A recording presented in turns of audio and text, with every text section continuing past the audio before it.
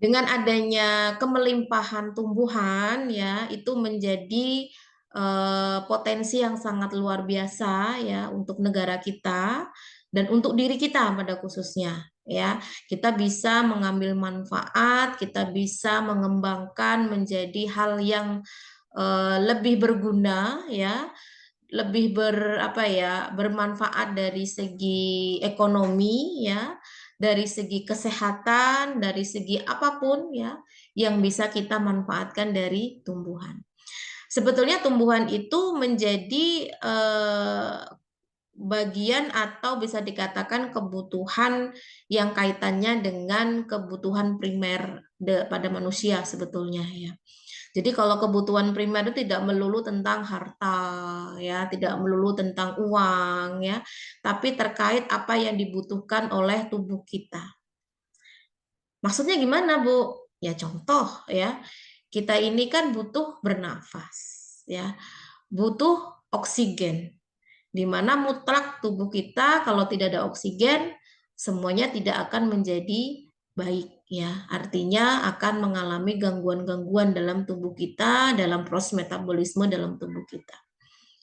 Nah, kita tahu bahwasanya tumbuhan ini adalah salah satu makhluk hidup yang ternyata bisa menghasilkan oksigen yang melimpah dari proses fotosintesis.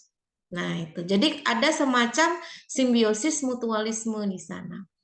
Kita bernapas mengeluarkan membutuhkan oksigen, mengeluarkan CO2. Kalau tumbuhan terbalik, membutuhkan CO2, mengeluarkan O2. Nah, itu kan keterbalikan dari kita ya. Artinya dalam hal ini satu sisi saja kita sudah bisa mengambil bukti bahwasanya tumbuhan itu adalah bagian kebutuhan primer pada manusia. Jadi artinya kalau tidak ada tumbuhan, ya kita tidak bisa menjamin oksigen itu bisa diperoleh secara baik atau tidak, begitu. Nah, kemudian itu dari segi kebutuhan oksigen. Belum kebutuhan yang lain, pangan, ya, obat-obatan yang memang ternyata tumbuhan itu menyimpan segudang manfaat yang bisa kita gunakan. Ya, nah nanti kita akan banyak belajar di mata kuliah farmakologi karena dalam hal ini kalian diharapkan itu bisa mengenal berbagai jenis tumbuhan yang bisa dimanfaatkan, yang bisa digunakan karena efek yang bisa menyembuhkan ya, merawat kesehatan manusia. Ya. Nah, tentunya dalam hal ini tak kenal ya maka kenalan begitu.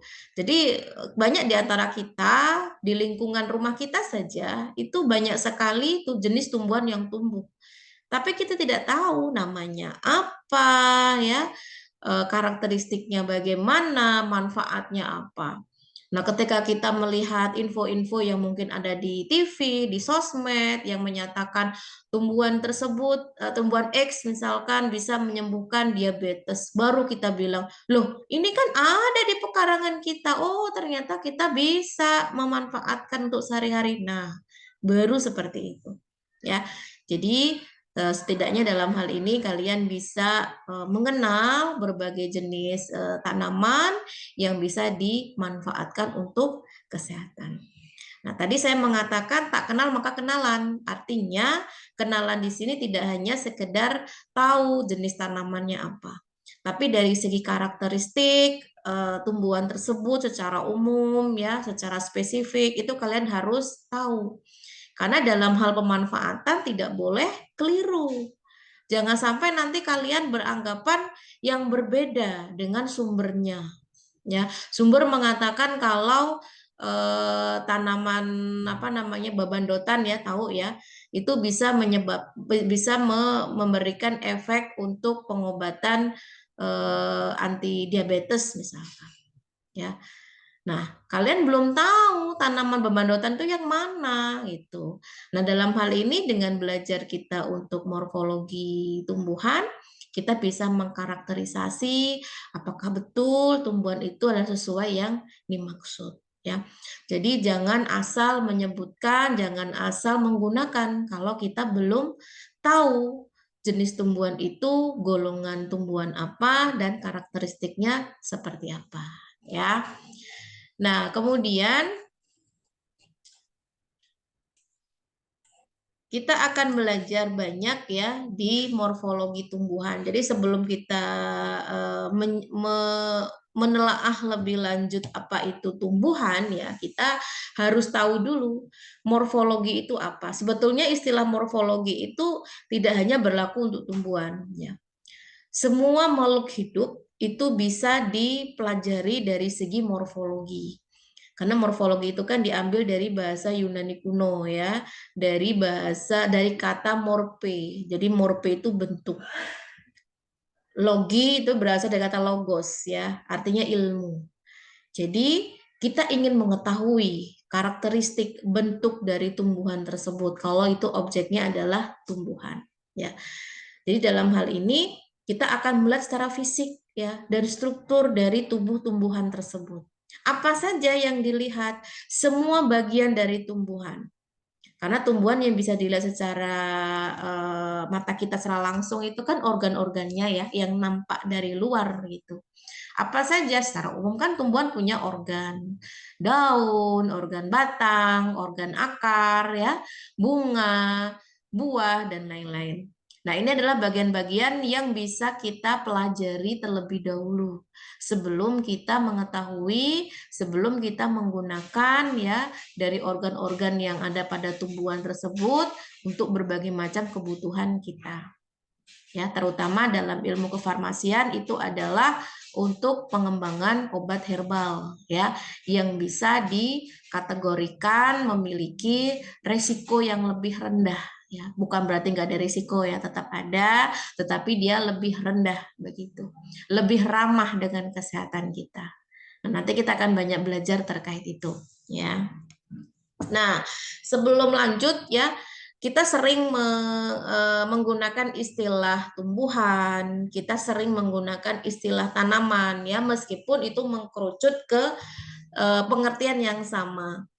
Nah, sekarang pertanyaannya, apakah istilah tumbuhan, apakah istilah tanaman itu memiliki arti yang sama atau berbeda?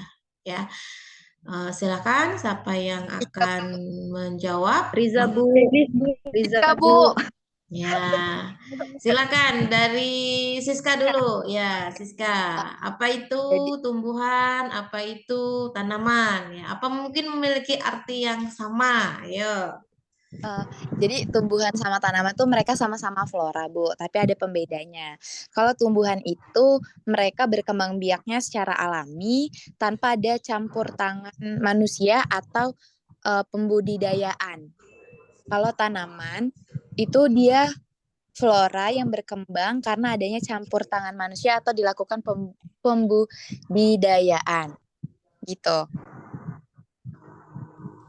Oke, baik. Siapa lagi yang akan menjawab? Silakan. Saya Bu, Deli saya saya Bu. Bu. Ya, silakan Riza.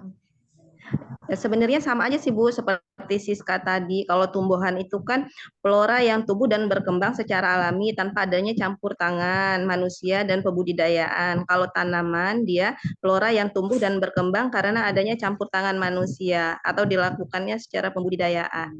Oke, baik. Ya, sebetulnya kalau dari segi pengertian semuanya karena sudah menyimak materi ya bisa dikatakan benar ya.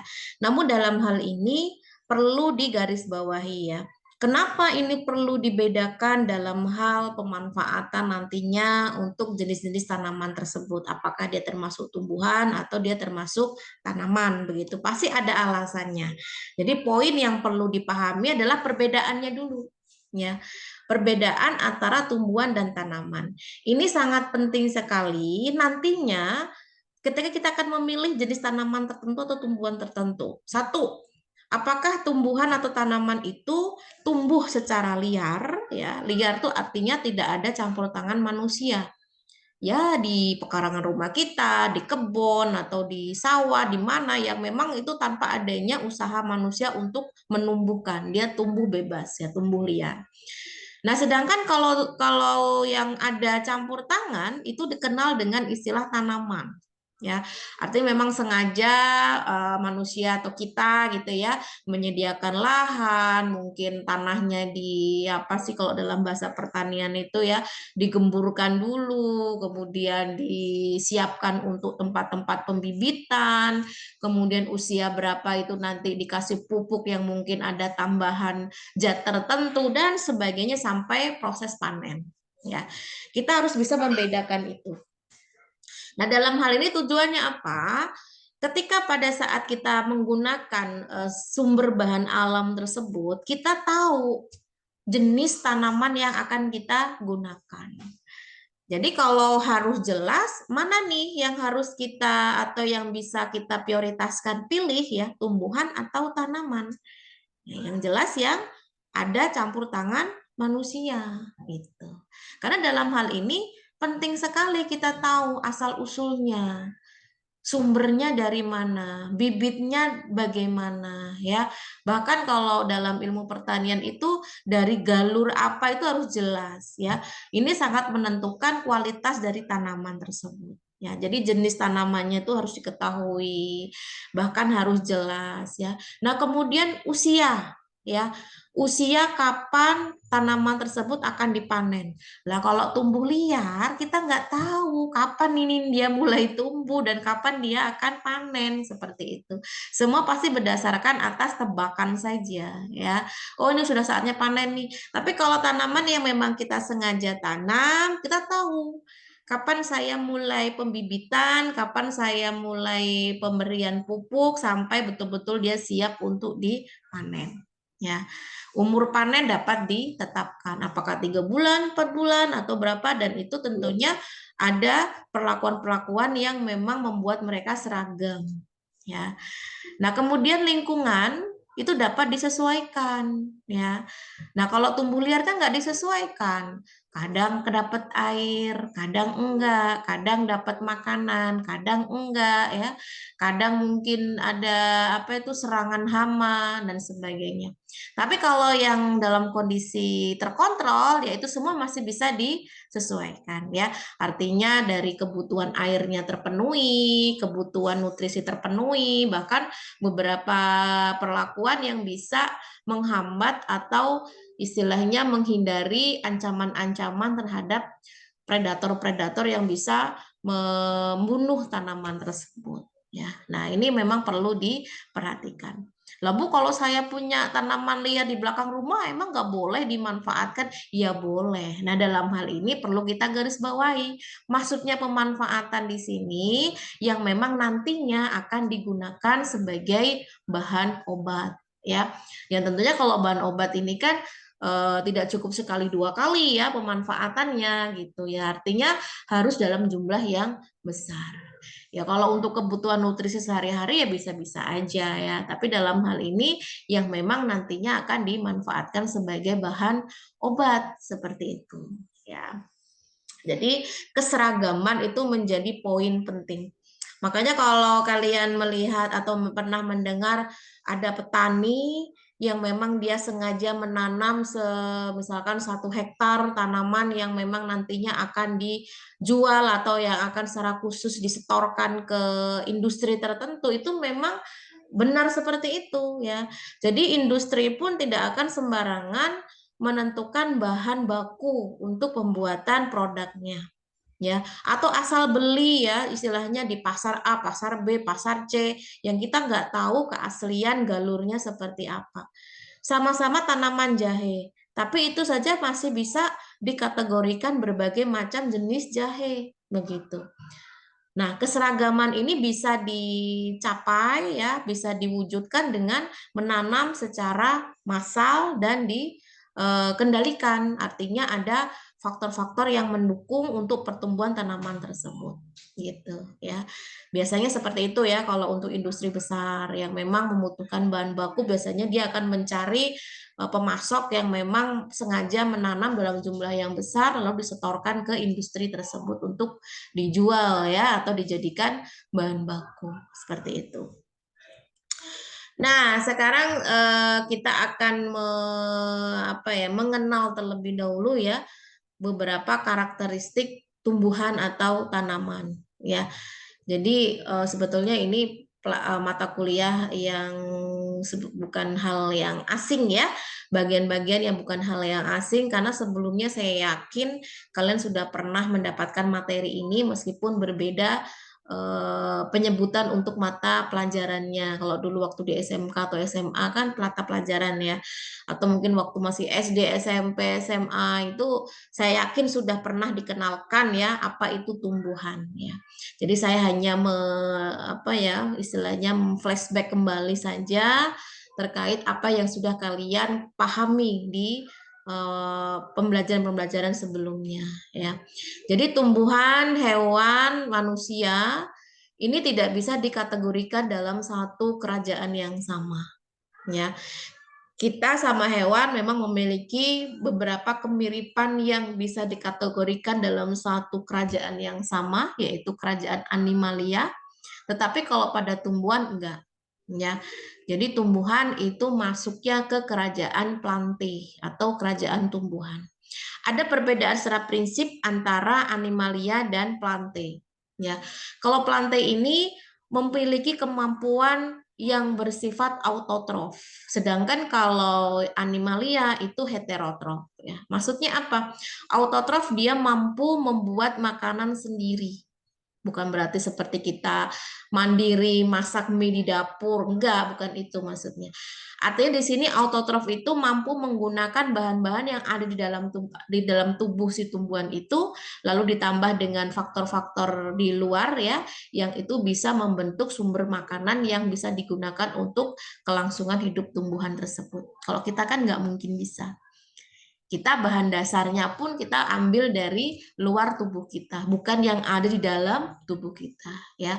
Nah, kenapa tumbuhan itu bisa membuat makanan sendiri? Karena memang sudah ditakdirkan memiliki yang disebut klorofil.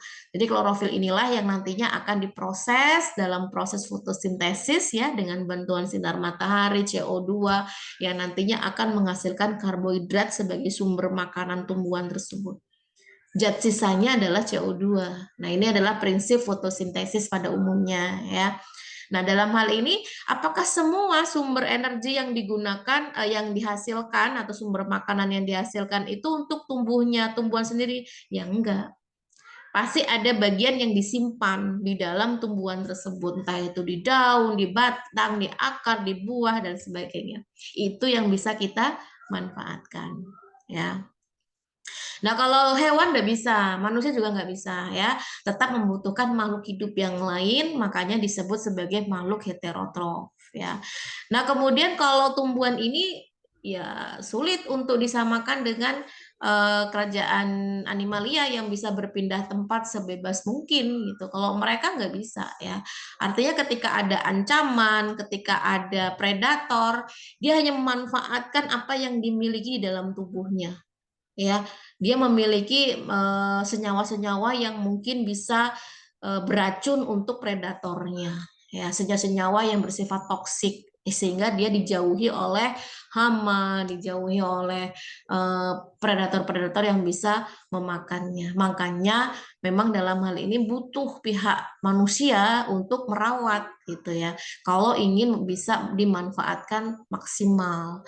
Ya kalau nggak dirawat itu tadi hasilnya nggak akan memuaskan. Yang harusnya buahnya besar ya atau mungkin tumbuhannya besar ya ini kerdil saja karena memang tidak ada perawatan secara khusus ya, atau tidak ada penambahan nutrisi, tidak ada penambahan air yang memang itu dibutuhkan oleh tumbuhan ya. Nah, ini yang saya sebut tadi. Jadi untuk kerajaan atau kingdom plantae ini ada perbedaan untuk penggolongan ya. Sama-sama tumbuhan, satu tumbuhan yang tidak berpembuluh, satu tumbuhan yang berpembuluh ya. Yang tidak berpembuluh ini di dalamnya ada golongan lumut ya. Jadi ada lumut daun, lumut hati, lumut tanduk, ini semua adalah jenis tanaman, tetapi tanamannya tingkat rendah ya, yang dia tidak berpembuluh. Artinya dia tidak memiliki organ daun, batang, akar yang sejati gitu. Sedangkan kalau yang berpembuluh ya, ini ada dua penggolongan secara besar ya. Ada tumbuhan paku dan ada tumbuhan berbiji. Ini tumbuhan paku ini seringkali dimanfaatkan oleh masyarakat ya sebagai tanaman hias. Ada juga beberapa yang dijadikan sebagai sumber obat ya. Ada paku lumut, ada paku ekor kuda, ya ada paku sejati. Gitu. Sedangkan kalau yang tumbuhan berbiji, ini ada dua penggolongan nih.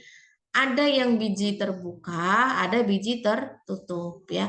Terbuka ini disebut sebagai gimnosperme, sedangkan kalau yang tertutup itu angiosperme. Ya. Nah, angiosperme ini juga masih dibedakan menjadi dua penggolongan. Ada monokotil, ada dikotil. Mono itu artinya tunggal. Berarti dia bijinya itu berkepingnya itu satu. Ya, dia tidak bisa dibelah secara alami.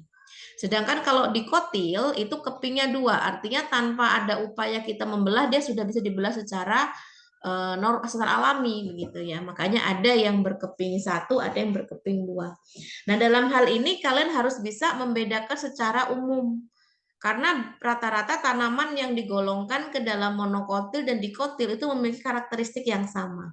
Ada ciri-ciri khasnya. Oh, ini golongan monokotil. Oh, ini golongan dikotil. Itu memiliki beberapa karakteristik yang dikategorikan sama. Nah, disinilah kita akan bisa membedakan morfologi di masing-masing jenis tumbuhan. Ya.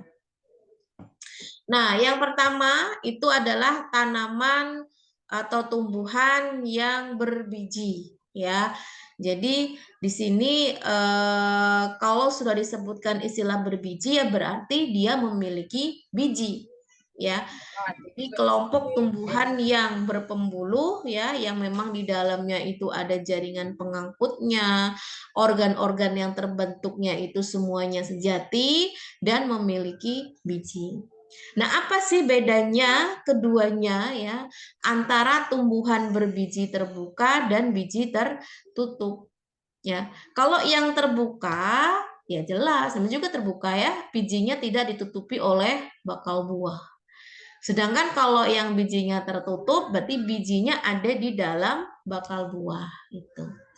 Nah, kemudian tidak memiliki bunga sejati ya. Kemudian daunnya itu sempit, tebal, kaku ya. Dan kalau pada biji yang tertutup ini bervariasi. Ada yang menyirip, ada yang sejajar, ada yang melengkung ya. Yang memang itu sangat bisa dibedakan dengan yang tumbuhan biji terbuka. Ya, bentuknya bermacam-macam, ada yang berbentuk perdu, pohon, semak, herba dan lain-lain ya. Nah, ini tergantung dari penggolongannya. Apakah dia monokotil atau dia dikotil ya. Nanti kalian bisa lihat pada kedua perbedaan antara monokotil sama dikotil.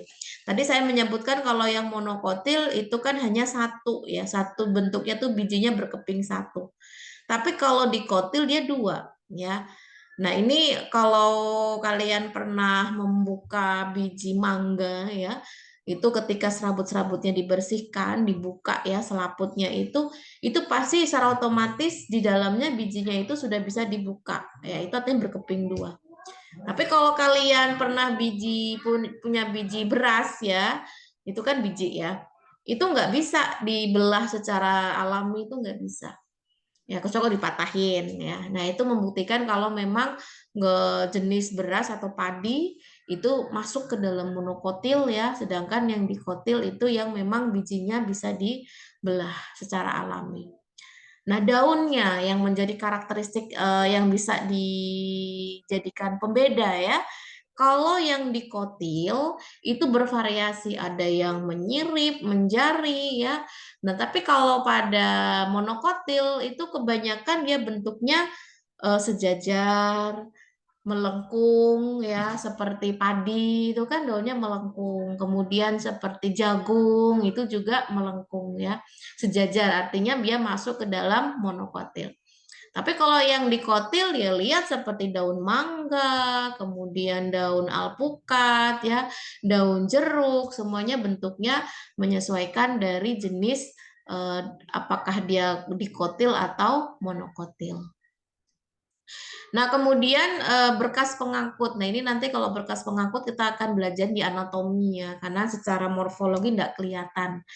Kelihatannya itu di anatomi yang memang di bagian dalamnya dalam bentuk jaringan ya. Itu pun pengamatannya harus menggunakan mikroskop gitu. Nah, tapi di sini perlu ditambahkan supaya untuk mendukung data perbedaan antara dikotil dan monokotil ya. Kalau pada batang yang satu kotiledon atau yang monokotil itu tipe berkas pengangkutnya itu dia tersebar ya. Nanti secara anatominya bisa sangat jelas ditampilkan ya. Kemudian kalau untuk yang dikotil itu dia tersusun rapih ya, jadi kayak kick ya bentuknya ya. Jadi ada choco chip di sininya yang memang dia sangat teratur. Ini yang masuk ke dalam golongan dikotil. Nah, kemudian untuk tipe bunganya. Nah, bunganya ini karena kita tahu kalau bunga itu kan sebagai tempat beradanya alat kelamin pada tanaman ya. Jadi kalau untuk bunga itu bagian bunganya itu kalau pada monokotil itu hanya terdiri dari 3 atau kelipatannya ya. Sedangkan kalau pada dikotil itu bisa 2, 4, 5 atau kelipatannya atau lebih banyak ya. Jadi dalam hal ini kita bisa membedakan mana tanaman yang dikotil dan monokotil. Kemudian yang terakhir adalah jenis akar. Nah, ini yang sebetulnya mudah sekali untuk kita lihat ya. Akar jagung, akar padi, sama akar mangga itu sangat berbeda banget ya. Kalau kita mau lihat dari segi kekuatannya, itu akan lebih mudah dicabut yang padi atau jagung. Kenapa? Karena tipe perakarannya sangat sederhana.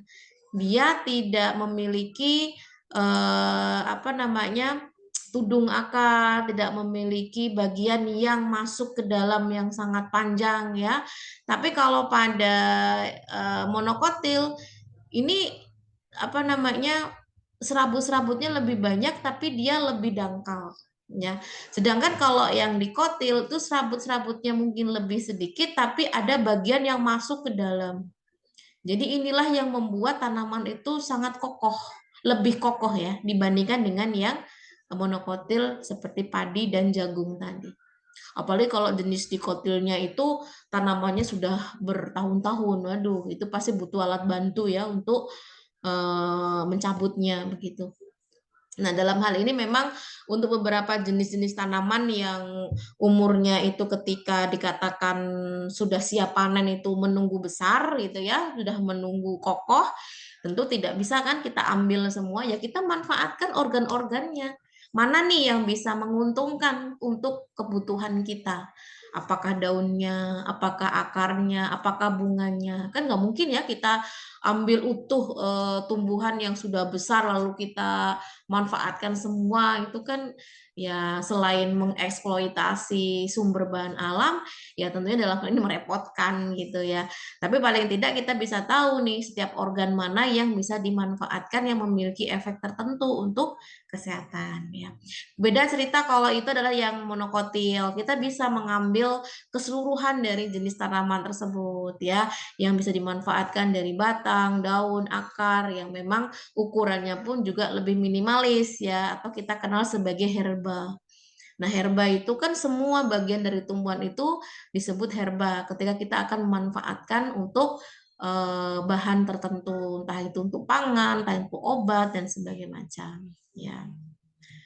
Nah, sekarang kita masuk ke organ tumbuhan ya. Secara umum, tumbuhan itu memiliki organ-organ sama nih kayak manusia.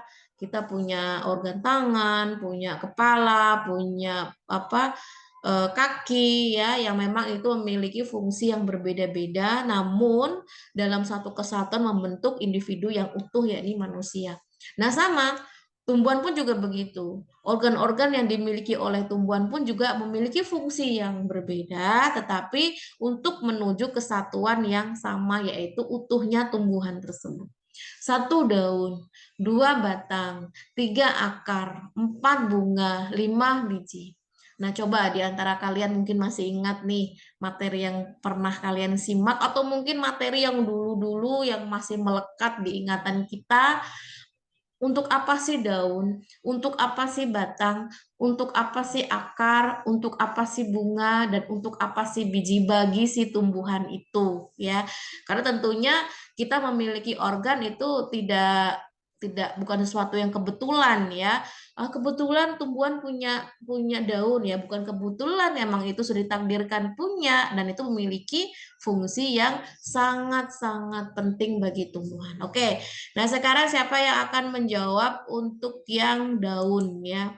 Saya Bu, Fungsi Sela Bu. daun. Bisa, Bu. Ya, silakan Sela. Shirley batang ya Bu. Ya, oke. Tumbuhan-tumbuhan itu tempat utama terjadinya fotosintesis. Nah, daun deh. Hmm. Dan daun juga sebagai organ respirasi. Terus tempat proses transpirasi yaitu melalui kutila dan stomata. Hmm. Dan daun juga organ yang organ perkembangbiakan vegetatif.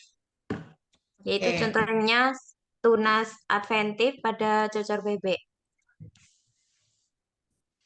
Cukup, Bu. Oke, lanjut batang. Tadi Ibu Zirli yang akar ya Bu ya. Oke, tadi yang batang siapa tadi? Bu Riza yang bunga, Bu. Yang batang siapa? Shirley, Bu. Shirley, Oke, Bu. silakan Shirley.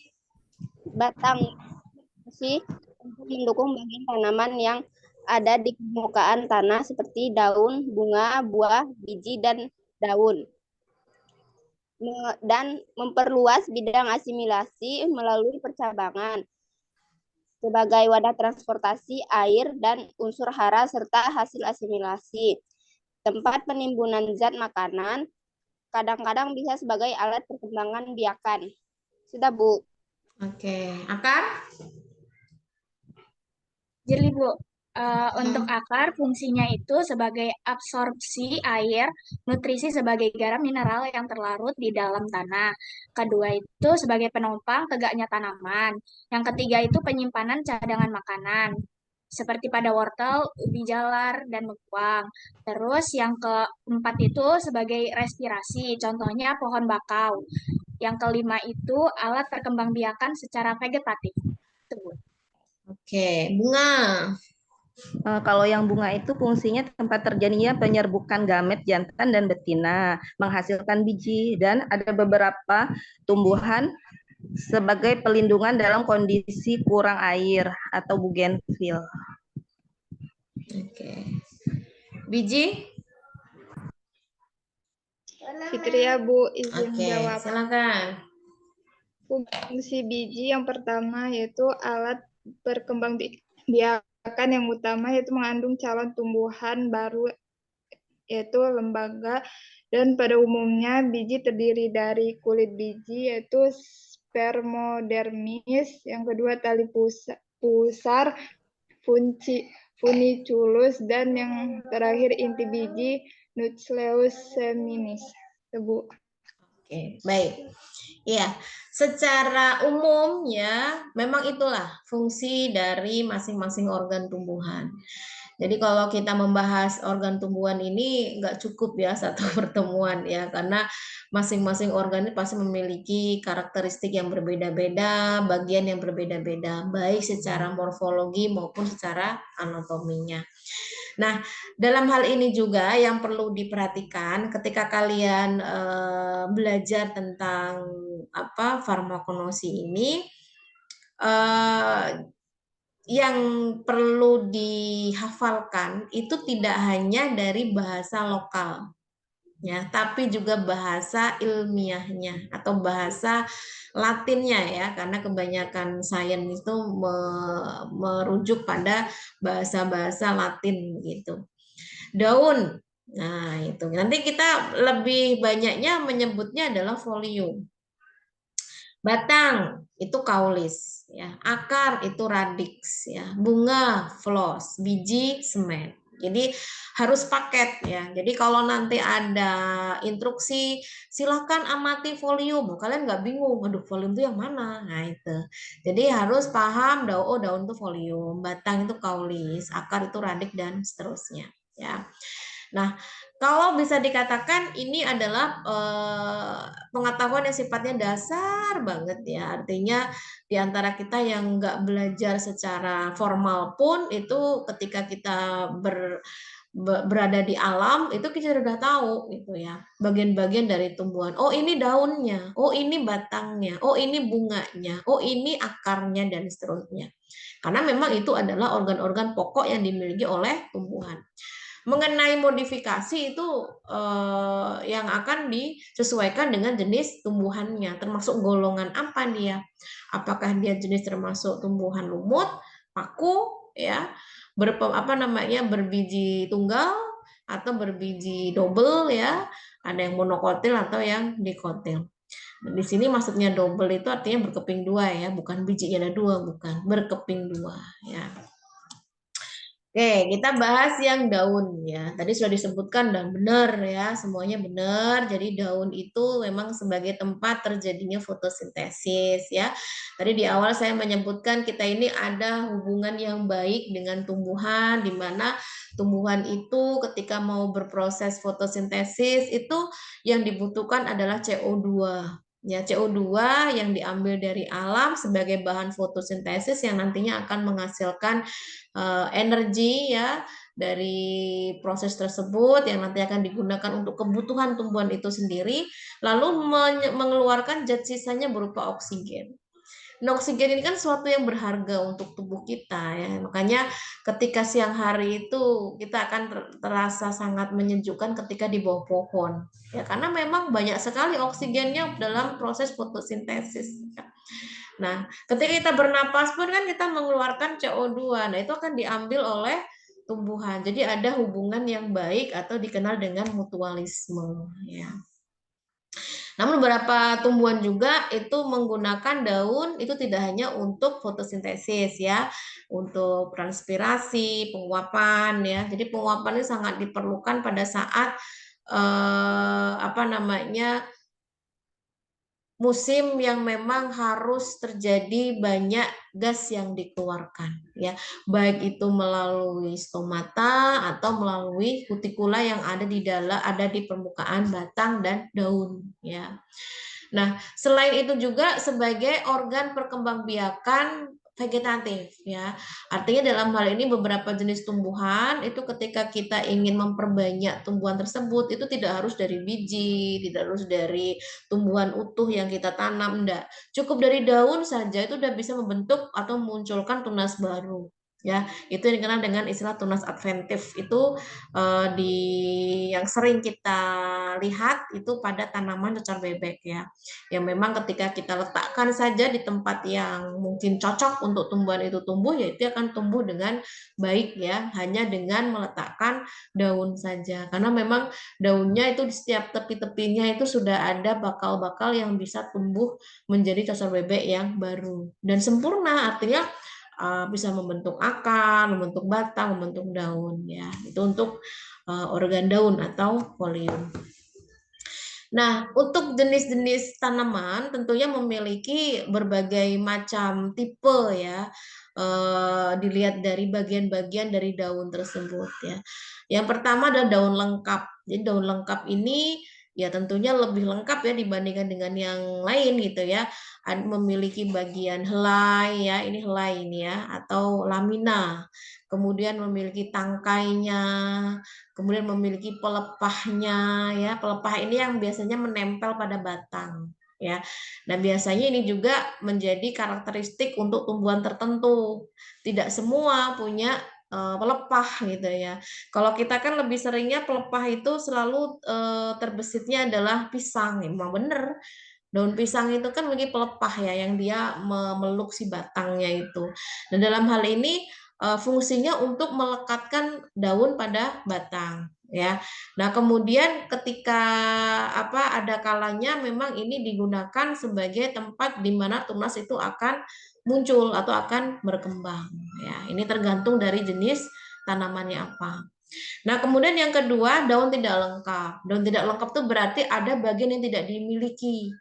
Ada juga bagian yang dimiliki tapi yang lain tidak ada, ya, tergantung dari jenisnya. Nah, kalau yang pertama di sini daun bertangkai, artinya daun itu hanya terdiri dari tangkai dan helaian saja, ya. Contohnya pada daun nangka, ya, daun mangga. Ini daun nangka itu hanya memiliki tangkainya dan helaian saja. Nah, ada yang kedua ini daun berupih atau daun berpelepah. Jadi memang dalam bentuk pelepah saja dia. Contohnya padi dan jagung, ya. Kemudian ada juga daun helaian saja. Jadi dia hanya punya helaian saja, tidak punya tangkai, tidak punya pelepah, ya. Jadi dia seolah-olah seperti tidak punya batang, ya. Jadi dia akan bentuknya itu menumpuk gitu ya. Kalau kalian pernah lihat jenis tanaman ini daun tempuyang ini ya, daun tempuyang dan daun biduri. Itu memiliki helaian saja tanpa pelepah, tanpa tangkai. Sedangkan kalau yang selanjutnya ini daun yang terdiri atas tangkai saja. Jadi kita sering mengiranya itu daun, padahal itu bukan daun ya, tapi tangkai ya. Mungkin kalian pernah lah ya lihat tanaman akasia ya, akasia yang daunnya itu seolah-olah kayak daun tebel ya, dia lebih kaku gitu dan langsung muncul di batangnya. Dan ternyata ini bukan daun, tetapi ini adalah tangkai ya, tangkai yang memang menyerupai helaian daun ya. Jadi jangan sampai nanti ketika saatnya kita bisa memanfaatkan tanaman tersebut itu menjadi sumber obat untuk kebutuhan masyarakat ke depannya, kita salah menyebut gitu ya. Karena ini sering kali terjadi ya. Ada yang mengatakan tanaman jahe, kemudian tanaman lengkuas itu adalah akar ya. Padahal itu bukan akar itu ya, beda. Akar sendiri, rimpang sendiri ya. Rimpang atau rizom itu sesuatu yang sangat berbeda. Makanya kalian ketika sudah belajar tentang ilmu farmakologi tidak lagi salah menyebutkan ya, tidak lagi keliru. Nantinya pada saat kalian memberikan edukasi kepada masyarakat yang memang banyak masyarakat kita ini sudah mulai melirik tentang sesuatu yang berbau-bau alam ya, kita salah menyebutkannya. Jangan sampai seperti itu ya. Kita sekalian meluruskan, Bu, Pak, ini tuh bukan akar, ini namanya rizom atau rimpang. Nah, itu ya. Jadi dalam hal ini perlu dipahami dan perlu dikenal lebih lanjut ya. Paling tidak jenis-jenis tanaman yang ada di sekeliling kita. Atau kalau kalian mau lihat rujukan jenis-jenis tanaman yang sudah banyak digunakan untuk obat dan banyak di lingkungan kita, itu ada di Pharmacope Herbal. Itu semua jenis-jenis tanaman itu ada di sana. Ya, jadi dalam hal ini kita dituntut untuk bisa mengetahui dari sekian banyak tanaman ya, meskipun tidak semua, paling tidak yang memang sudah banyak dimanfaatkan sebagai obat, baik itu melalui penelitian atau riset maupun secara empiris. Secara empiris maksudnya memang dari bertahun-tahun nenek moyang kita sampai ke kakek nenek sampai ke bawah sampai ke kita itu tetap digunakan dan tidak menimbulkan efek yang berbahaya ya. Itu bisa secara empiris. Tapi kalau yang belum empiris ya kita bisa melakukan riset apakah betul tanaman tersebut bisa dimanfaatkan untuk obat tertentu. Kenapa memiliki kemampuan itu? Oh, ternyata memiliki kandungan yang bisa dikategorikan itu sebagai senyawa yang bisa dimanfaatkan untuk obat ya, atau dikenal dengan metabolit sekunder. Nah, nanti ini akan menjadi bagian terpenting ya dalam mempelajari tentang bahan alam ya atau bahan herbal ya yang bisa kita jumpai yang ada di sekeliling kita. Oke, itu. Nah, kemudian ada beberapa alat-alat tambahan ya atau bisa dikatakan sebagai pelengkap daun. Tapi ini bukan bagian dari daun ya. Bukan bagian utama daun, tapi ini juga beberapa tanaman memiliki. Makanya dikenal sebagai alat tambahan ya.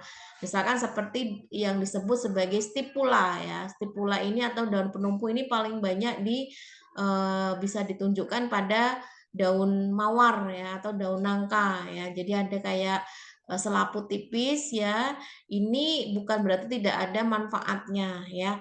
Jadi dalam hal ini dia dimanfaatkan untuk melindungi kuncup yang pada saat tumbuhan itu masih muda ya. Kemudian ada selaput bumbung atau dikenal dengan ukre ya. Jadi ukre ini juga bentuknya kayak selaput tapi dia panjang ya.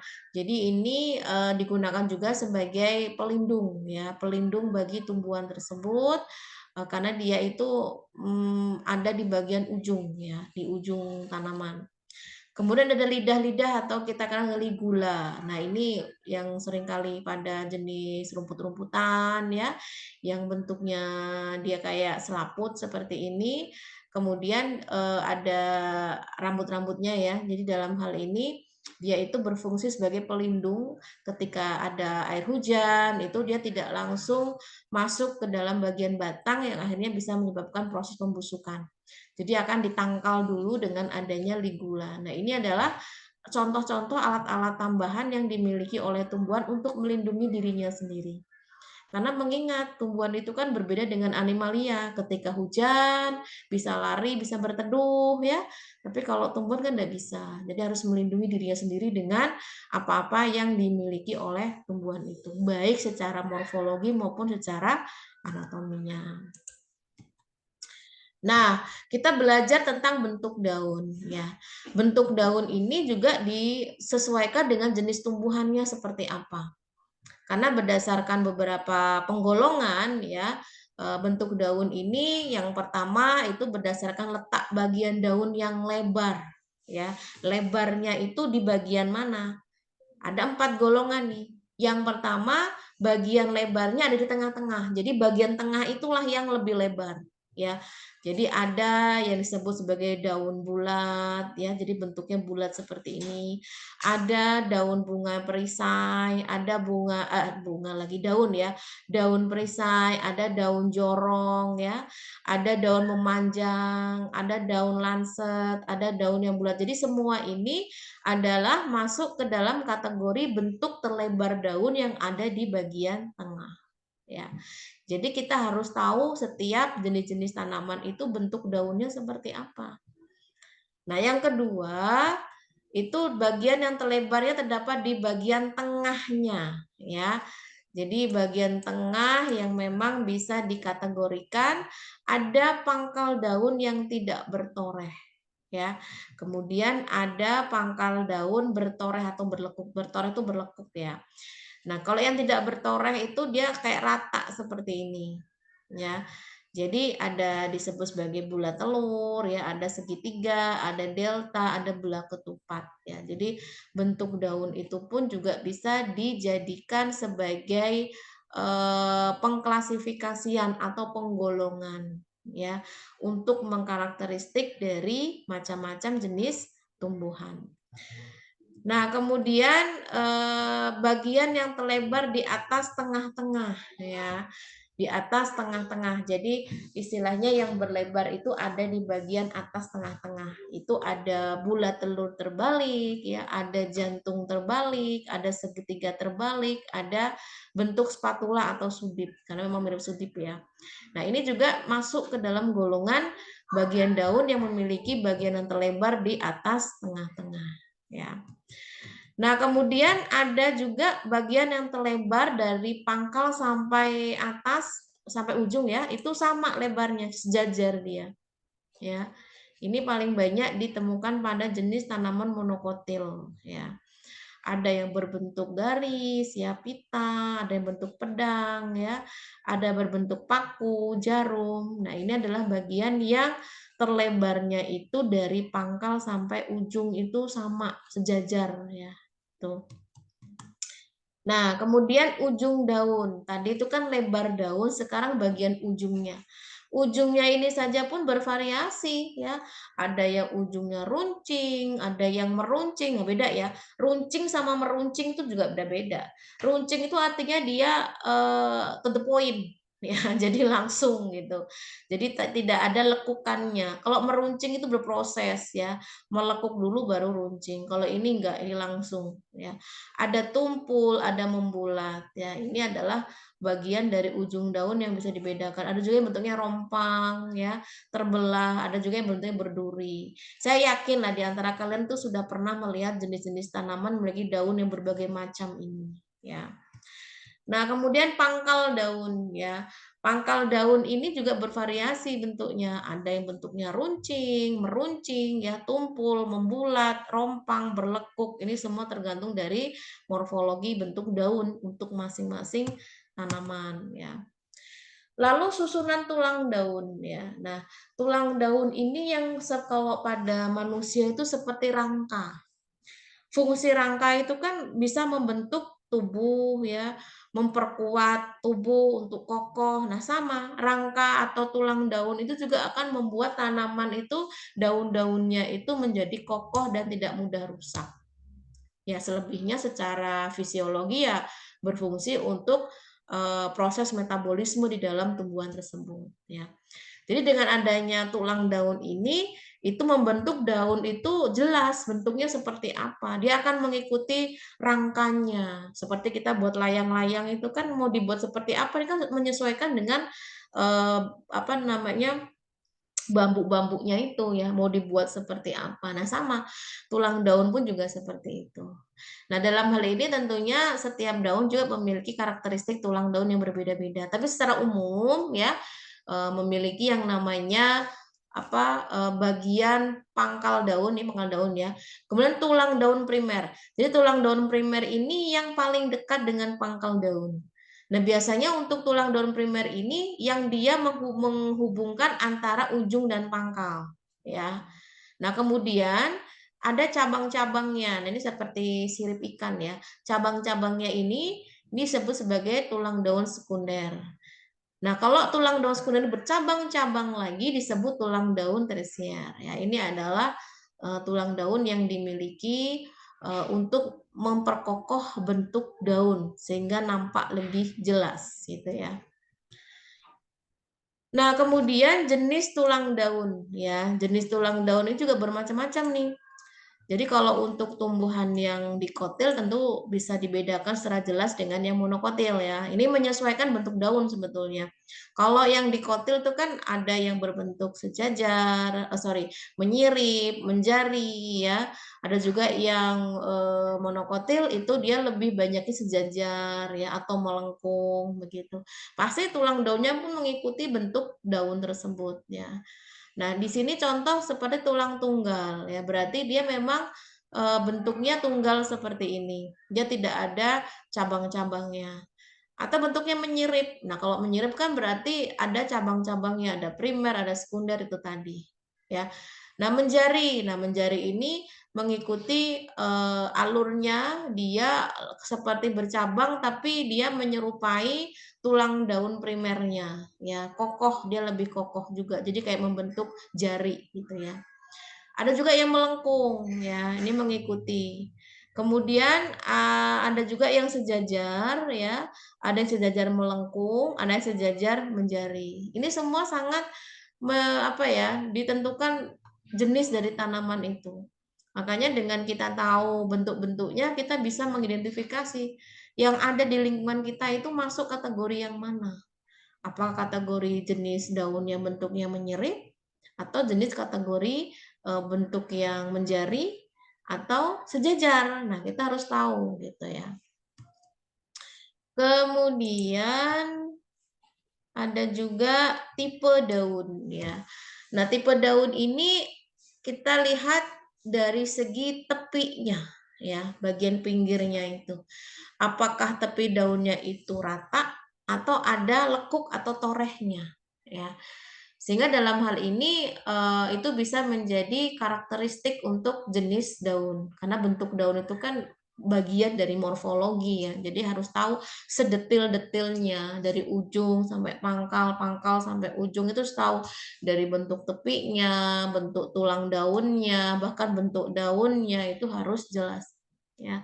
Nah, dalam hal ini tentunya bisa dijadikan parameter untuk kita bisa menentukan penggolongan dari suatu tanaman.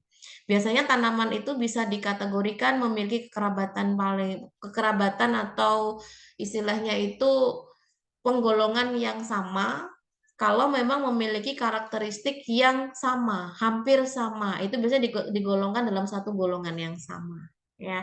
Dilihat dari segi morfologinya. Jadi kekerabatannya lebih dekat gitu ya bahasanya. Kemudian tepi daun ya. Nah, ini kita lihat nih tepi daun bermacam-macam nih. Ada yang melengkung ke bawah ya. Ada yang rata, ada yang berombak, ada yang sangat berombak, dia ombaknya lebih banyak ya. Terus ada yang bergerigi. Ini beringgit ya, beringgit, ada yang bergerigi, kemudian ada yang bergigi ya. Ini semua adalah karakteristik dari tepi daunnya. Ada yang beringgit ganda, ada yang berlekuk, bercangap, berbagi, ya, atau menyirip, sebagai macam. Ini adalah bagian dari tepinya, itu pun sudah banyak karakteristik masing-masing untuk jenis tanaman. Ya. Kemudian daging daun, ya. Daging daun ini pun juga menjadi penggolongan yang bisa dikategorikan. Apakah dia memiliki kerabatan yang dekat dengan tanaman yang lain kalau memiliki karakteristik yang sama, ya. Daging daun itu ketebalan daunnya kan ada yang tipis, ada yang tebal gitu ya. Nah, ini pun juga ditentukan jenis-jenis tanamannya apa. Ada yang tipis seperti selaput ya, ada yang tipis seperti kertas, ada yang tipis lunak ya, dan sebagainya macamnya ya. Jadi ini semua bisa diidentifikasi secara langsung ya, tanpa harus menggunakan alat bantu mikroskop. Dengan kita mengamati, oh bentuknya seperti ini, seperti itu bisa disebutkan. Nanti kita praktikum itu pengamatannya secara morfologi dan secara anatomi.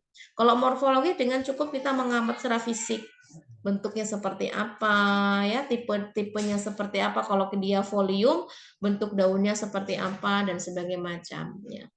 Kalau anatomi ya berarti kita mengambil bagian dari tanaman tersebut ya, entah itu daunnya, lalu ada dua cara ya, disayat tipis, lalu kita amati menggunakan mikroskop, atau dibuat simplisia terlebih dahulu ya sampai kering, lalu diserbuk, nanti serbuknya itu ya dikit diamati menggunakan mikroskop, kita lihat ya jaringan-jaringan apa saja, sel-sel apa saja yang teramati di sampel tersebut. Nah, itu nanti kan lebih banyaknya di praktikum ya, secara langsung untuk pengamatannya, baik secara morfologi atau anatominya. Kemudian warna daun. Nah, ini warna daun ini sangat identik dengan jenis klorofil atau pigmennya. Jadi bukan berarti kalau daun yang tidak berwarna hijau itu tidak memiliki klorofil. Tetap memiliki klorofil, tapi jenisnya berbeda. Ya kalau pigmennya hijau ya namanya klorofil ya. Kalau pigmennya kuning namanya xanthofil. Kalau pigmennya merah namanya likopen. Kalau pigmennya jingga namanya karoten. Tetap semua itu adalah pigmen yang bisa berperan dalam proses fotosintesis ya. Jadi dalam hal ini bukan berarti jenis tanaman yang berwarna hijau saja yang bisa membuat makanan sendiri. Oh, berarti kalau yang daunnya tidak hijau berarti tidak bisa buat makanan sendiri, enggak ya. Walaupun jenis pigmen yang berbeda, tetap memiliki pigmen ya sesuai dengan warna yang dimunculkan pada bagian tanaman tersebut ya. Nah, kemudian jenis-jenis daun ya. Ada daun tunggal, ada daun majemuk ya. Ya kalau daun tunggal itu dia hanya memiliki satu helai daun ya pada setiap tangkainya. Ini yang paling mudah diamati itu pada daun pisang ya, daun mangga itu. Jadi satu tangkai satu helai gitu. Tapi ada juga jenis tanaman yang satu tangkai daunnya banyak gitu ya. Itu daun majemuk namanya ya. Nah, itu nanti kita bisa menjumpai jenis tanaman yang seperti itu ya, bervariasi dia. Oke, itu untuk daun ya. Jadi tidak semua untuk daun ini saya sampaikan contoh-contohnya seperti apa. Nah, sekarang kalian bisa melihat ya di setiap tabel ini sudah disediakan slot untuk kalian mengisi ya. Jadi nanti silakan kalian mengisi. Jadi setiap tabel ini sudah ditentukan ya berdasarkan bentuk daunnya ya. Jadi ada yang bentuknya bulat atau bundar, ada bentuknya bangun perisai, ada bentuknya jorong, bentuknya memanjang, bentuknya lancet. Tadi kan saya hanya menyebutkan bentuknya kayak gini nih. Jadi bentuknya bulat tuh kayak gini, oh bentuknya daun perisai kayak gini, oh daun jorong kayak gini. Nah sekarang tugas kalian dari masing-masing yang sudah saya tampilkan bentuknya ini, silakan cari contoh tanamannya yang memiliki daun bulat atau bundar. Ya, setelah kalian temukan jenis tanamannya, silakan cari nama latinnya apa, gitu ya. Kemudian ada yang bentuknya bangun perisai ya, contoh tanamannya apa dan seterusnya. Lalu dikasih nama Latin. Kenapa nama Latin ini penting sekali untuk ditampilkan agar tidak keliru. Kadangkala apalagi negara kita ini negara yang majemuk ya, banyak berbagai suku. Penyebutan terhadap jenis tanaman bisa jadi berbeda-beda. Ya, artinya jangan sampai nanti penyebutan jenis tanaman di sini sama yang di daerah lain itu memiliki istilah yang sama tapi ternyata beda. Itu makanya kita penting sekali mencantumkan nama Latin. Kalau nama Latin itu berlaku secara internasional. Jadi ketika kita menyebutkan suatu tanaman dan nama Latinnya itu berarti itu satu jenis tanaman yang dimaksudnya sama. Ya, makanya harus sepaket nih. Tanamannya apa secara lokal, nama latinnya apa ya. Kemudian ini juga bentuk daun ya, kategori yang kedua ini ya. Jadi berdasarkan bagian yang terlebar terdapat di tengah-tengah helaian daun ya. Ada yang bulat telur, segitiga, delta, belah ketupat, jantung, ginjal, anak panah, tombak, bertelinga. Ini hanya penyebutan saja ya, karena memang menyerupai bentuk jantung, menyerupai bentuk ginjal, bukan berarti jantung ginjal beneran, enggak ya, menyerupai. Nah, silakan kalian tentukan ya contoh tanamannya apa. Di sini setiap jenis tanaman itu masing-masing ada 2 ya, beserta nama Latin ya. Kemudian yang ketiga, ini juga ya untuk yang bagian terlebarnya di atas tengah-tengah helaian. Nah, itu ada bulat telur terbalik, jantung terbalik, segitiga terbalik, sudip. Ini bentuknya seperti ini. Silakan kalian tentukan contoh tanamannya apa beserta nama latinnya ya. Yang keempat ini untuk yang bagian ujung sampai pangkal atau pangkal sampai ujung itu sama atau sejajar ya. Ada berbentuk garis, pita, pedang, paku, jarum. Silakan cari contoh tanamannya apa ya. Nah, ini juga ujung daunnya, kemudian ini pangkal daun sama ya instruksinya. Oke, itu untuk yang tabel ya. Silakan tabel-tabel ini nanti dilengkapi, diisi ya. Dan mekanisme pengerjaannya ini bisa dikerjakan untuk berkelompok ya, karena totalnya tadi itu reguler ada 14 ya kalau nggak salah ya. 14 silakan dibagi menjadi 2 kelompok ya. Terserah saja kalian membaginya seperti apa.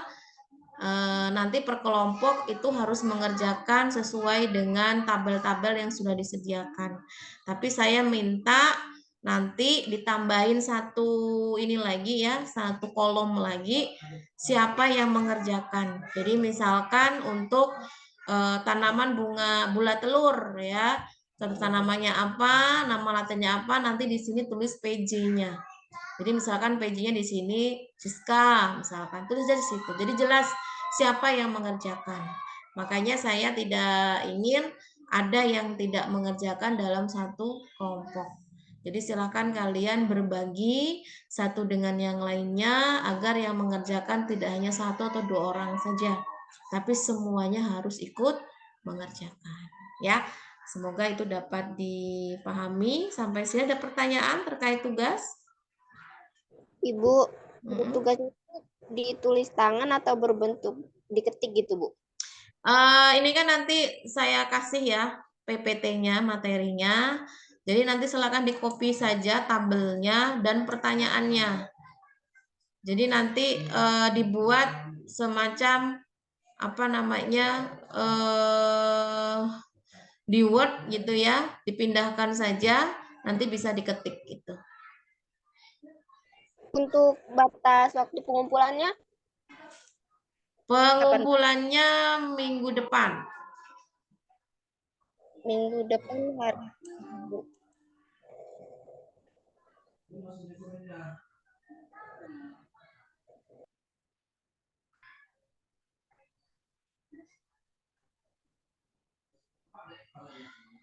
Oke, ini ada yang kurang ya berarti. Ini nanti saya perbaiki dulu ya tabelnya. Jadi tabelnya itu ditambahkan satu lagi.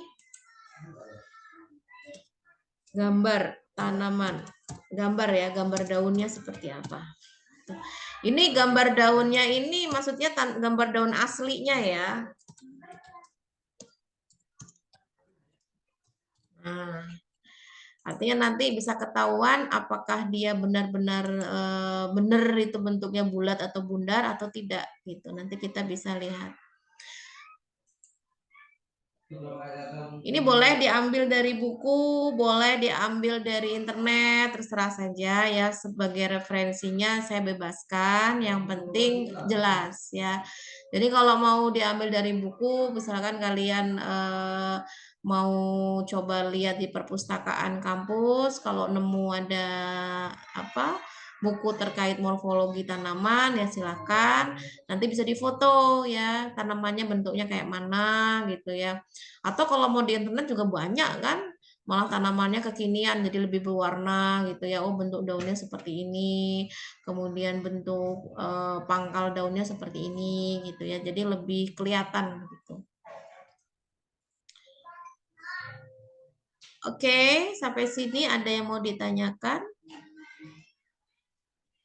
Bu, masalah pengumpulannya itu kan kata Ibu tadi minggu depan Minggu itu depan tanggalnya, Bu. berapa, Bu?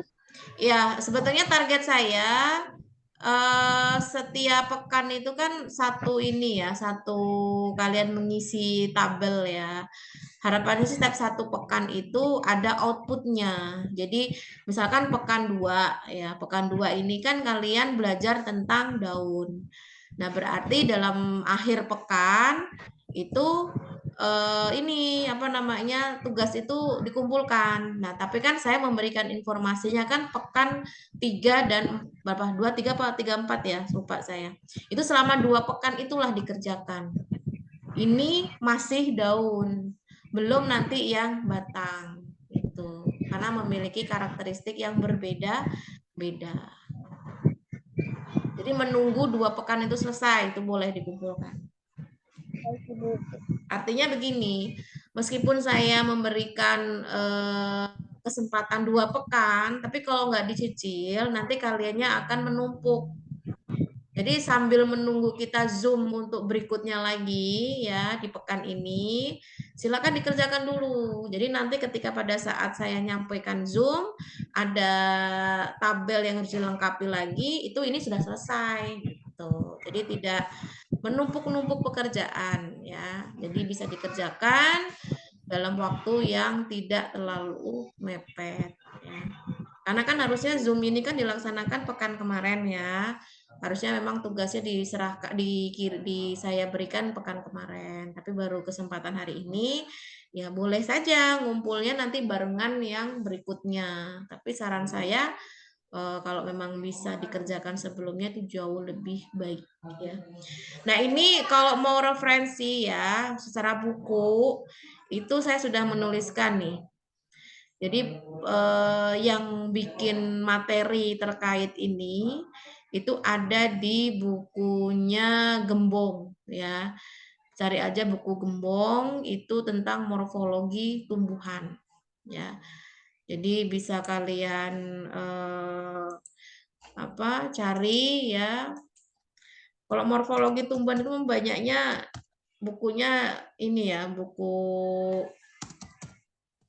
miliknya Bapak Gembong ya. Ntar saya coba carikan bentuknya. Ini lengkap. Ya.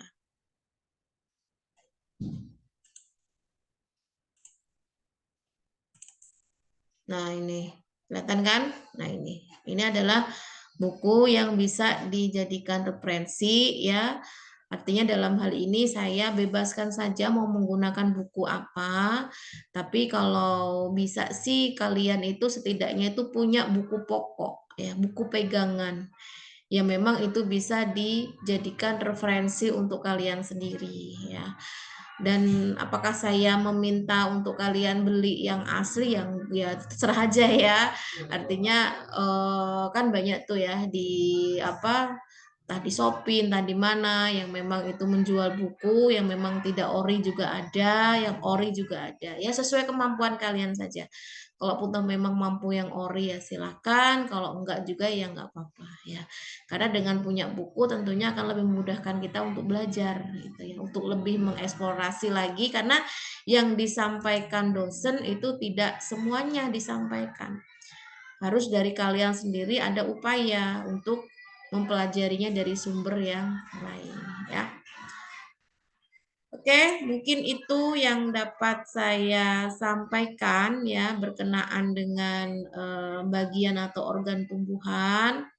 Jadi saya sampaikan sekali lagi, sesi Zoom itu memang tidak semuanya menyampaikan terkait materi yang ada di video. Ya, saya hanya sekenanya. Ya, sekenanya itu artinya sesuai dengan waktunya saja. Karena kalau disampaikan di Zoom itu pasti sangat-sangat tidak cukup.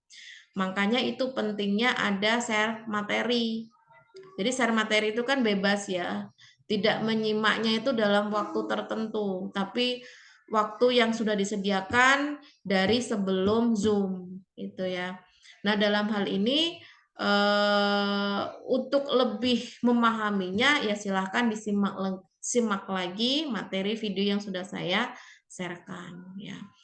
Karena biasanya saya ketika sesi Zoom itu akan lebih banyak pertanyaan ya. Artinya dari kalian yang harus menjawab dari setiap sesi yang saya berikan ya. Tapi karena ini baru pertemuan pertama, saya coba untuk menjelaskan secara umum dulu ya. Nah, nanti ketika kita sudah beberapa kali pertemuan, kita akan lebih banyak tanya jawab ya dari materi yang sudah disampaikan. Nah, disitulah saya bisa mengambil nilai keaktifan dari mahasiswa. Ya. Oke, mungkin cukup kalau tidak ada yang ditanyakan lagi. Yang jelas dalam hal ini kehadiran, kemudian kedisiplinan dalam mengerjakan tugas ya, atau mungkin nanti kita ada sesi presentasi itu harus diikuti dengan baik. Tugas kalau memang kelompok ya silahkan kerjakan kelompok ya. Kalau tugas individu ya silahkan dikerjakan individu. Boleh nggak Bu kalau individu kerjakan kelompok? Iya boleh, tapi yang jelas harus cerdas. Jangan sampai nanti ketika dicek kok plek sama. Nah kan judulnya juga tugas individu. Artinya harus ada perbedaan antara satu dengan yang lain ya. Karena ada beberapa mahasiswa itu lucunya begini, cerita ya ke saya, Bu, saya ini selalu ngumpulin loh tugas-tugasnya, tapi kenapa ya Bu saya nggak lulus? Kalau cuma sekedar ngumpul, ya semuanya ngumpul, ya meskipun ada yang enggak ya. Artinya kalau mau parameternya ngumpul, semua ngumpul. Tapi apakah yang dinilai itu hanya ngumpulnya saja, yang penting ngumpulnya saja? Ya enggak. Pertama memang yang nilai adalah ngumpulnya. Ya, ada enggak nih? Paling enggak nilai modal awalnya ada. Ya, paling enggak itu 20 poin tuh di tangan kalau yang ngumpul. Nah, selebihnya apa? Kualitas dari tugas tersebut. Ada banyak, ngumpul sih ngumpul, tapi ngerjainnya ngasal. Malah beberapa nggak nyambung gitu ya. Ya gimana mau ngasih nilai yang bagus seperti itu. Jadi paling tidak disesuaikan lah dengan kebutuhan tugas tersebut yang diminta apa. Ya. Kalau saya ini jarang sekali ya minta ngerjain makalah atau apa enggak, karena memang ya saya tuh pengennya kalian itu tugas itu yang langsung bisa langsung dipelajari ya. Saya nggak mau kalian hanya copy paste dari tugasnya orang yang memiliki topik yang sama kumpul, tapi nggak ngerti artinya apa. Biasanya saya kalau ngasih tugas itu ya model-model kayak tadi. Saya kasih form, tabel, lengkapi, tabel, lengkapi. Jadi langsung ke intinya ya. Jadi dalam hal ini memang saya ingin mengurangi kebiasaan kalian untuk copy paste ya. Karena percuma juga nanti kalian ngumpulin tugas banyak-banyak tapi itu punya orang. Jadi jangan dipikir dosen tidak ngecek makalah kalian itu makalahnya siapa. Apalagi sekarang Google itu kan gampang sekali. Ambil saja beberapa kalimat yang ada di makalah, tempel ke Google. Kalau ada yang sama plek ya yang ngambil dari situ. Ya, jadi itu bisa dijadikan parameter. Apalagi sekarang sudah banyak pengecekan plagiasi ya. Makanya nanti ketika kalian saatnya ngambil KTI, hati-hati. Jangan dipikir nanti dosen nggak ngecek ya. Karena fatal kalau sampai kalian terdetek sebagai plagiator itu, waduh, ancamannya pidana soalnya ya. Artinya dalam hal ini harus hati-hati. Bahkan buku pun itu kan ada hak cipta undang-undang yang dilarang kita untuk mengcopy. Kalau kita mau ngambil referensi ya seorangnya yang nulis. Jangan cuma isinya tanpa adanya referensi, tanpa adanya sumber. Ya, jadi semua harus jelas. Belajar dari sekarang untuk bisa menghargai karya orang lain. Artinya kita mengambil karya orang lain itu bukan untuk mengaku itu punya kita. Tetapi kita mengambil untuk bahan pembelajaran untuk kita, makanya disertakan nama penulisnya siapa. Nah, itu nanti untuk bekal kalian pada saat KTI. Makanya kebanyakan mahasiswa yang sudah ngambil KTI itu kenapa lama di penulisan proposal, yaitu karena sering meremehkan hal-hal seperti itu. Aduh, saya belum masih ACC karena masih ini itu. Ya itu karena memang tidak serius dalam menulis gitu ya. Dari merangkai katanya ngawur, nggak sesuai dengan peraturan penggunaan bahasa Indonesia yang baik dan benar gitu ya. Artinya harus diperhatikan secara baik ya. Oke, mungkin itu ya yang dapat saya sampaikan. Semoga dapat dipahami. Yang jelas materi tentang morfologi tumbuhan ini bisa dipelajari secara mandiri ya. Artinya bisa kalian kuasai di luar dari perkuliahan. Dan itu bisa menambah nilai kalian ya. Artinya jangan sampai mata kuliah yang sekiranya bisa dicapai untuk maksimal nilainya malah nggak bisa. Ya. Nah, dalam hal ini juga perlu diperhatikan ya. Kalian harus bisa nih menentukan jenis-jenis mata kuliah mana yang sekiranya saya bisa dapat A, mana yang nggak bisa. Ya. Artinya kalau yang masih memungkinkan bisa dapat A itu yang saya kejar agar tidak di bawah A gitu ya. Nah, makanya perlu mapping ya, mapping mata kuliah di semester ini tuh mana yang sekiranya bisa saya kejar dapat A. Ya syukur-syukur kalau semua ya. Tapi ada beberapa mahasiswa yang mungkin kesulitan jenis mata kuliah tertentu, yang itu butuh analisis, yang itu butuh perhitungan, yang itu butuh rumus mungkin ya. Nah, oke lah, paling enggak ada mata kuliah lain yang bisa mengcover agar tidak terlalu jatuh ya. Dilihat lagi kemarin yang habis ngelihat nilai ya, berapa sih IPK saya terakhir. Jangan sampai nanti keluar dari kampus ya ketika di yudisium atau wisuda IPK-nya masih di bawah 3. Ya. Targetkan pada diri sendiri IPK saya minimal harus 3. Meskipun IPK tidak menentukan segalanya, tapi segalanya akan susah dicapai kalau IPK kalian kurang dari 3. Nah, itu kuncinya. Ya. Artinya ketika nanti beberapa kandidat yang akan diterima sebagai pegawai, entah itu sebagai staf atau apapun itu yang di tempat membutuhkan orang untuk bekerja, ketika sama-sama memiliki ijazah D3 farmasi, sama-sama memiliki STR, sama-sama memiliki kemampuan public speaking yang bagus misalkan, pasti tidak semuanya itu akan diterima karena dibutuhkan cuma satu. Nah, pihak-pihak yang menerima pekerjaan itu pasti akan memberikan kualifikasi secara tambahan ya. Ya salah satunya bisa jadi IPK. Makanya paling tidak IPK 3 harus di tangan ya. Baru kalian bisa melenggang bebas ya untuk bisa keluar dan bisa pede gitu ya dengan IPK yang kita milih. Yang lain-lainnya nanti bisa menambah dan bisa menyusul. Itu sih ya pesan saya. Jangan sampai IPK-nya di bawah 3. Silakan dicek lagi, dilihat lagi ya di si kampus itu sudah sesuai atau belum. Atau jangan-jangan ada yang belum mengisi KRS. Nah, itu cek lagi itu. Ya, dicek. Jadi kalau bukan kalian siapa lagi nanti kegupekan kalau di belakang nanti. Bu, kenapa mata kuliah ini nggak ada, ini nggak ada, ini nggak ada. Ternyata belum nyusun KRS ya. Jadi silakan di kampus itu dicek lagi dari semester 1, 2, 3 ya. Kan udah semester 3 nih. Lengkap belum nih? Kalau belum ya silakan disusun sesuai dengan mata kuliah pada saat semester tersebut ya. Nanti baru nilai bisa diinput. Kalau nggak di input KRS-nya ya kita tidak bisa input nilai. Nanti kalian nggak bisa ngelihat nilainya berapa dan IPK-nya berapa ya. Oke, mungkin itu yang dapat saya sampaikan ya. Terima kasih, semoga dapat dipahami. Kita tutup dengan membaca hamdalah bersama-sama. Alhamdulillahirabbil alamin. Alhamdulillahirabbil alamin. Ya, selamat sore. Assalamualaikum warahmatullahi wabarakatuh.